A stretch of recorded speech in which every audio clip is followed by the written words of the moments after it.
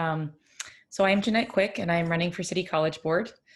I am the daughter of a Vietnamese immigrant, and I am a consumer protection attorney. I was a senior advisor to 2 United States senators, and I helped stand up the Consumer Financial Protection Bureau. I investigated for-profit colleges and abusive student loan practices across the country. I wrote many of the laws in place to stop them. I am also a current City College student, which is something that is unique in this race. I just completed 3 years at City College. I took classes every semester, and I obtained my creative writing certificate just last semester. I value lifelong learning. I am running because I am disturbed by what I see as a student, with quality classes being slashed, the faculty at its lowest level since the 1980s, and the budget out of control. I believe that quality education is critical to ensuring that everyone has a fair chance. Community college was key to my own success story. I first went to community college in high school when I earned enough credits to go to UC Berkeley when I was 16 years old. That is why I care so much about protecting City College and making sure that other people have the same opportunity to get quality education in their lives. City College was in a death spiral even before the pandemic. It is at risk of losing its accreditation yet again. While the city and state funds become even more unstable during COVID, we must think outside the box and shake up what we are doing. We can't keep doing the same thing we've done in the past. We need an independent voice to increase public accountability. In the Senate, I personally reviewed the budgets for 7 federal agencies and held them accountable for how they spent their money. I will do the same at City College. I am an independent party. I don't work for the city. I will look at the numbers and call it how I see it. I believe we need to rethink how we engage with the private sector as a community by creating workforce pipelines to hire City College students and partnerships that benefit the college. I can bring together the tech community and the college in a way that has never been done before. I run a financial group that includes dozens and dozens of companies. I've built government advocacy at 2 companies, and I recently got more than $2.5 billion of government funding for the small businesses that work with my company. This is the financial oversight experience that we need to get City College back on track. I would be honored to receive your endorsement. Thank you for the opportunity to chat with you and meet you today. Okay, thanks for that brief statement. We may have some questions for you. Questions? I'll go ahead and ask one in that case. I'd like you to, if you could, clarify the position that you stated in your questionnaire regarding the selling of city college properties. You're opposed to that, but yet you're for affordable housing for students and faculty. You want to allow that. How do you balance those in the context of the Balboa Reservoir project? Yeah, so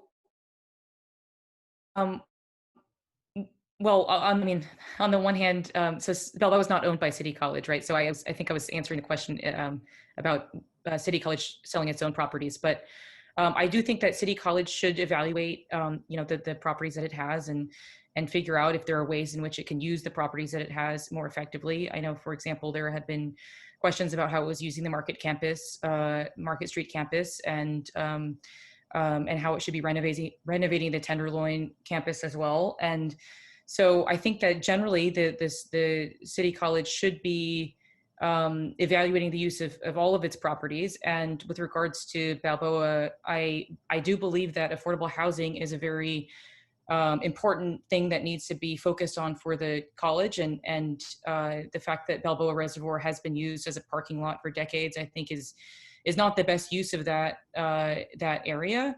And I think that I would advocate for there to be higher affordable housing standards than are currently there. But I also am not opposed to there being private partnerships and private development. I think I do support private development, and for there to be kind of an increase of housing stock generally. And I think that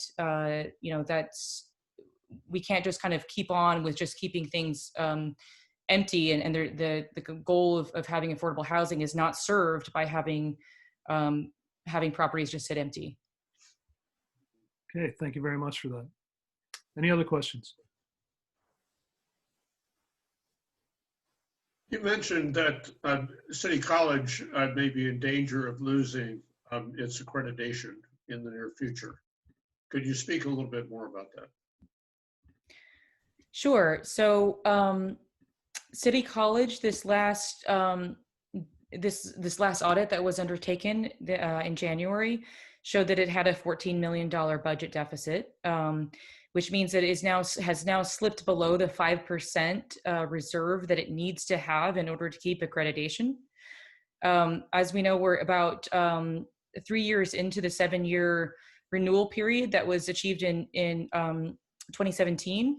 So in a couple of years, this period is going to be up, and we've already slipped below where we need to be on track to keep the accreditation. So that's one piece of it, and it's also the fact that the budget deficit is getting worse. So this past one, the past audit in January of 2020, showed that there have been worsening finances year after year. So the $14 million deficit is worse than each of the previous 2 years, and there's no real plan for how we're going to improve that situation, especially now that we're in the COVID world and we have even less money coming in and less ability to ensure that people kind of stay enrolled and stay on track to graduate, and which also has this kind of cyclical function of then getting state and city funding. So I think we're very much in a downward spiral, and the fact that then now they're also cutting a lot of classes means that we're in this cycle where there's less and less people able to transfer out and be on track. And I think that it's just kind of this untenable situation. We have a couple of trustees that have been in place for a while, and it appears to be that we're on the track to be going towards losing the accreditation. Yeah. Okay, thank you. Any other questions? Rich, you have a quick question? Yeah, I have a quick question about as a proud anti-war veteran of foreign war, I noticed your support for JROTC, and I was just wondering what other what other types of leadership programs that you would cite as an example that would be able to coexist with the JROTC, as also at the SFUSD, that's also been JROTC has also been an outstanding issue. So I was just wondering about I was just wondering what other programs that you were talking about that leadership development programs besides JROTC. Mm-hmm. Okay, thanks. Sure. On campus. Yeah. So my answer there was that it could be the case that there are other leadership development programs. I think some examples are kind of like the Model UN type of engagements, right? With that, I know that when I was an undergrad, that was something that people participated in.